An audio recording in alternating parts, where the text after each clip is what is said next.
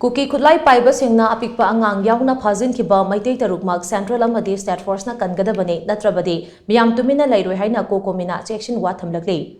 Joribam district ke manung tana leiba jakurado da ngarang Kuki khutlai paiba singna chathakiba thawong amadi mioi taruk Phajinkhiba duga mari leinana ngasi lamphel pata leiba Cocomi gi office ta paugi mifam ama pangthoki paugi mifam aduda Cocomi gi media coordinator yumkhaibam Surjit Kumar na hai jakurado da ngarang Kuki khutlai paiba singna yum amadi dukan kaya mai tharamba aduda mioi ani maina chaktuna sikhi aduga madopurdagi angang ahum amadi nupi ahum amasu pharaga pukhi Kuki khutlai paiba singna chathakiba hingsagi thawong adu Borobekra police station amasung CRPF ki post amaga naknana leiba mafam amadani security force ke manakta leibanina Kuki khutlai paiba singna attack tawrappa ngamloi haibagi wakalonda makoi mafam aduda lengtana leirakibani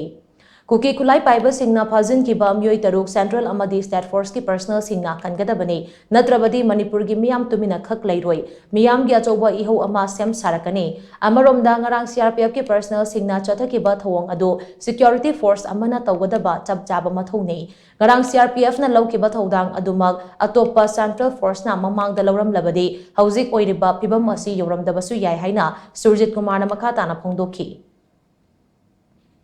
Asigumba police station amadi central force leiba manak asida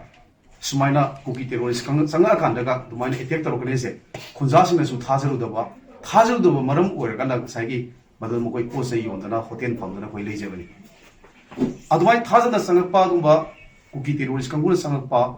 aduma tamthiwa thonga da maduda leiramba aikoigi CRPF na sabsaba madugi pakum haijaba dare makoida khut hangiba khut thagiba da madu asengba madu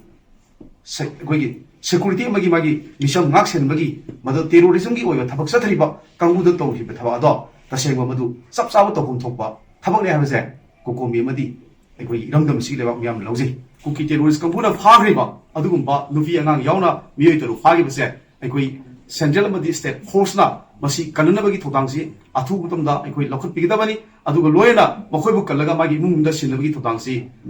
central amadi state force lakhut piu karigumba central force amadi state force na makhoibu kanmangam dragadi Manipur miyamna khaktumi leithwa ha bokhomsi batang thamjagi Paugi mifam aduda saru yakiba Cocomi gi assistant coordinator Joychandra Konthojamna hai Laurok pantha sida Kuki khutlai paiba singna lawmi singda attack chatharak pangamliba sina security gi awoba leire haibadu mayek sengna tai chahi amma chanaba lawlokpa sida lawmi miyam ngak senba ngamloidaba oirabadi miyam da sinabiro madu oirabadi lawsu mai pakna lokani aduga Kuki khutlai paiba singsu mayokna bangamgani haina mahakna phongdoki suda leiba Kuki lalholup singna ground rose tugairakpa amade Myanmar da base tauba PDF ki lanmi sing Manipur da laktuna attack tawraklaba fawba center na karigidamak Tuminna leiribano makoi singasi center na kayam kuina yoktuna thamkidauri Manipur gi irang asi lotion gi hairabadi Kuki khutlai paiba sing hana lotion gadabani hauze oiriba Manipur gi pibam asida center na aduma yenglaga leirabadi India gi mayokta miyamna leplakpa yai haina Joychandra Konthojamna makhata na phongdokhi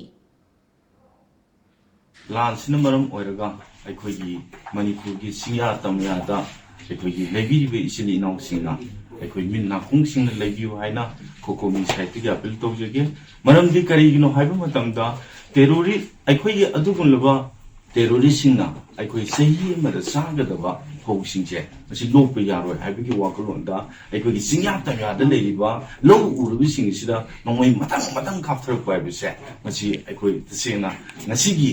Manipur government amadi India government gi adugumlaba makhoigi security gi last oibudagi aikoi thokpini haibado miyam da thamjege central security force oigara state security force oigara makoi na ngakpa ngamoi hairagana micham parjada sinabiro aikoi thokpa ngaage aikoi thokpa lansu khoina ngamgani lawju khoina lokani chin Kuki nakpo terrorist sing asibu langna phanabase central security force amadi state security force na ngamdragadi khun ngakpa sina langna phanaragi haibado miyam